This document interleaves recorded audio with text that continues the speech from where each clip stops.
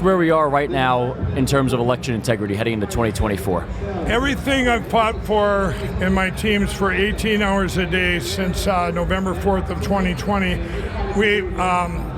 it's all come to a great fruition. We've got probably over 250 counties committed to go to paper ballots and counted.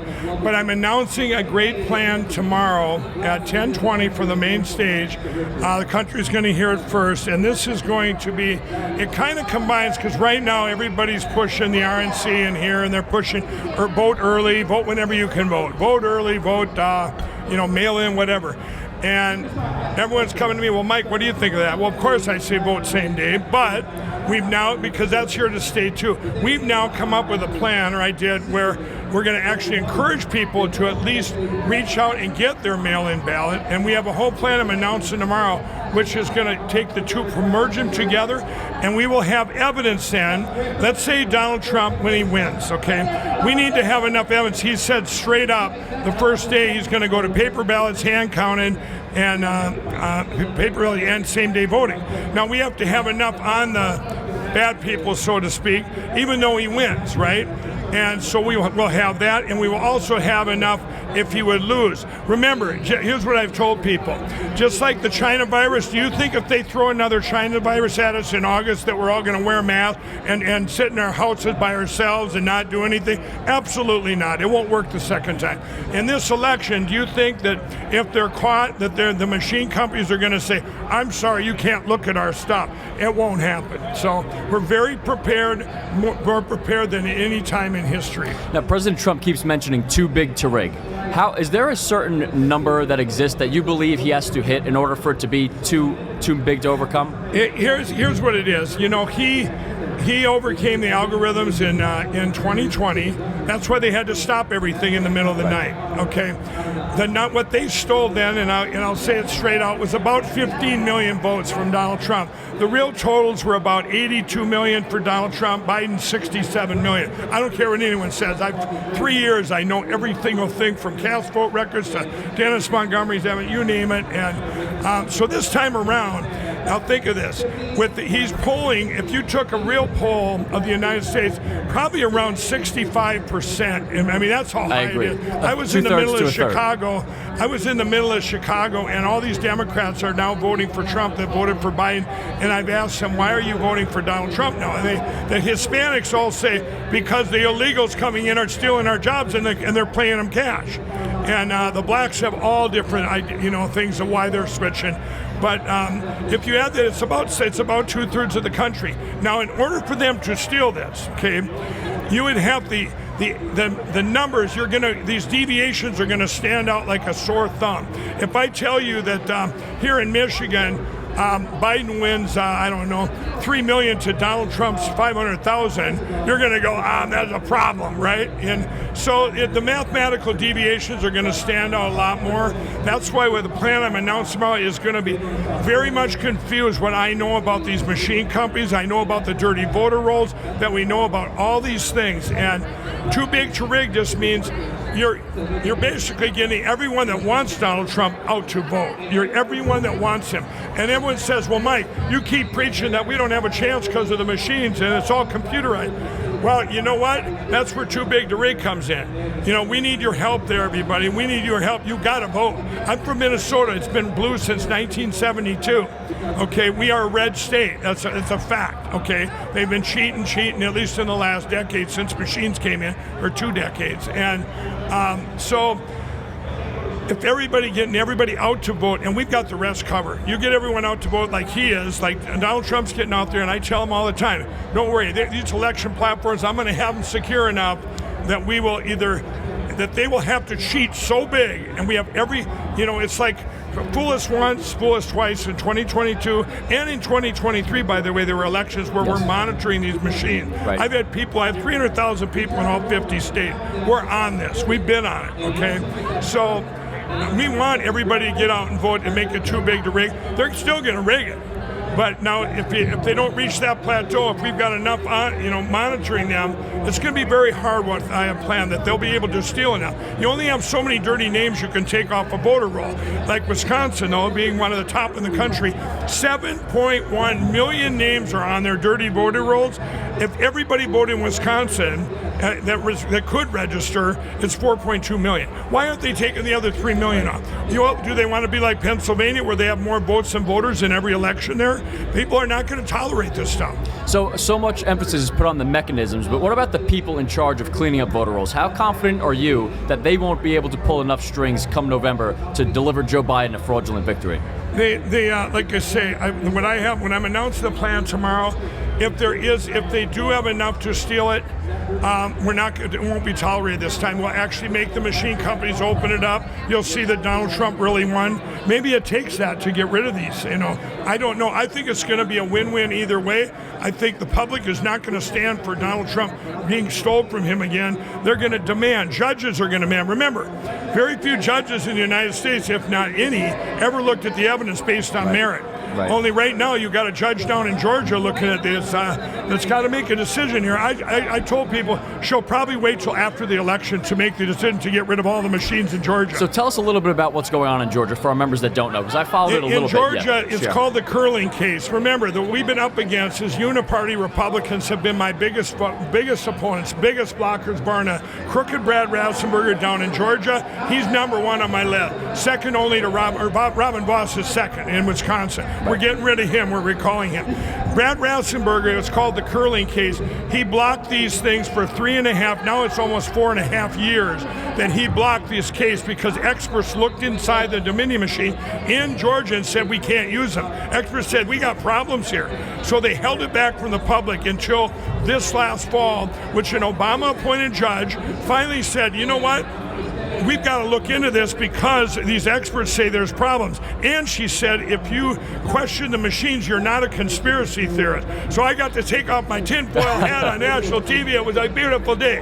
That case went to court on January 9th of this year. And Alex Halderman, who, by the way, is not on the right, okay, by any means, but he's an expert, one of the few guys that have ever been able to look inside the machines, okay? Right. And he took a machine right in front of the judge and hacked him with a ballpoint pen in 5 minutes and flipped a whole election in front of the judge.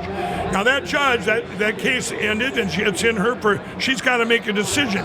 Do we keep letting Georgia, which would be the United States, vote with these machines? Then obviously you wouldn't want a car that doesn't have brakes. You wouldn't no judge would let cars drive down the road that didn't have brakes. You'd recall them, okay? She's got a tough decision to make. People just asked me about this last week. I said, if I was in that judge's shoes, she was very brave even to bring it up in the fall. I don't care if it's Obama appointed, Trump appointed, a judge should be a judge, okay? She was brave then.